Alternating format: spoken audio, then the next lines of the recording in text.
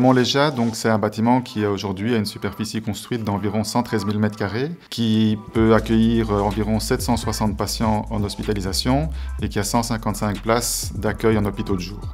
Donc la particularité de ce projet aussi, ça a été de réunir 3 cliniques du CHC sur un seul et même site. Donc un des défis que nous avons dû relever, c'était comment arriver à assembler 3 manières de travail au sein d'un seul et même bâtiment et donc en fait de refédérer 3 équipes pour qu'elles puissent travailler ensemble d'une seule voie dans ce nouveau bâtiment.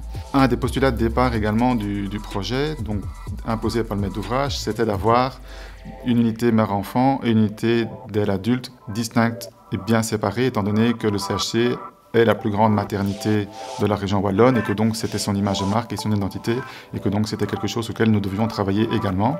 Ces 2 bâtiments-là en fait forment les grands L blancs que vous avez vus, qu'on peut voir, qui sont donc les croix, et à ça s'adosse en fait un bloc médico-technique noir qui était une demande aussi. Donc c'est un bâtiment qui a été créé sur la manière de la juxtaposition. Le gros avantage de cette juxtaposition a été la possibilité de créer une rue médicale qui rejoint en fait ces ailes blanches et ce bâtiment noir et qui donc nous a permis d'avoir une séparation complètement stricte des flux. Et donc ça c'est vraiment très clair. La circulation publique, elle, va se faire au niveau du rez-de-chaussée, dans une circulation qui est très ample, baignée de lumière, via des atriums ou des espaces sur 2 niveaux et qui vont distribuer l'ensemble des consultations du site. Lorsqu'on a reçu la programmation du site, du projet à concevoir, on nous a donné un plan de géomètre d'un dépôt de matériaux de construction et de terres polluées et on nous a dit, ben voilà le terrain pour construire l'hôpital et on a dit, écoutez, on ne va pas laisser un hôpital au milieu d'un no man's land, il faut l'insérer dans un quartier. Et c'est ainsi qu'est né un quartier très spécifique, dédié au monde de la santé. Donc à côté de l'hôpital, il y a de la recherche, il y a une maison de repos, il y a le siège administratif de tout le groupe CHC, il y a du logement. Et ça fait un nouveau quartier, un nouveau pôle dans ce coin de Liège qui est venu se couturer aux autres, y compris en englobant le terrain sportif. Et ce qu'on a dû faire, c'est extrêmement attention aux terres polluées, les remanier, tout bouger, tout reprofiler pour construire ce quartier. Au milieu de ce quartier, on a inséré un grand bâtiment bicouleur, très lisible, un grand L en blanc qui est une façade extrêmement découpée sous forme de croix pour offrir le maximum de vue extérieure aux patients.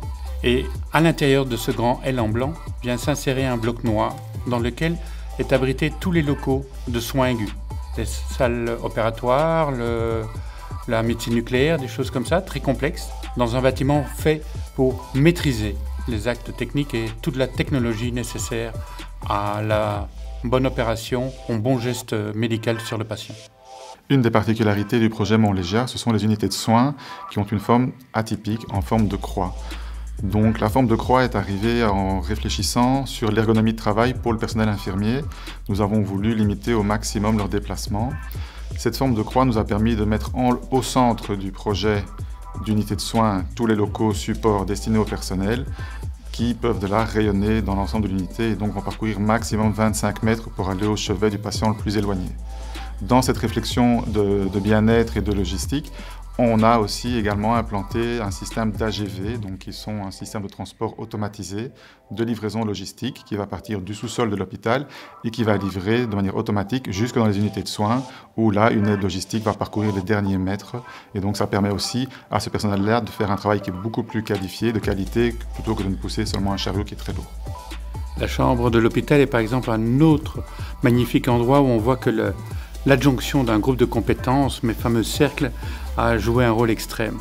Parce qu'il y avait les spécialistes hospitaliers, mais il y avait Daniel, un architecte d'intérieur spécialisé dans l'architecture navale, qui est venu avec plein d'idées sur comment compacter certains meubles, comment mettre une table pivotante qui libère le sol, qui permet...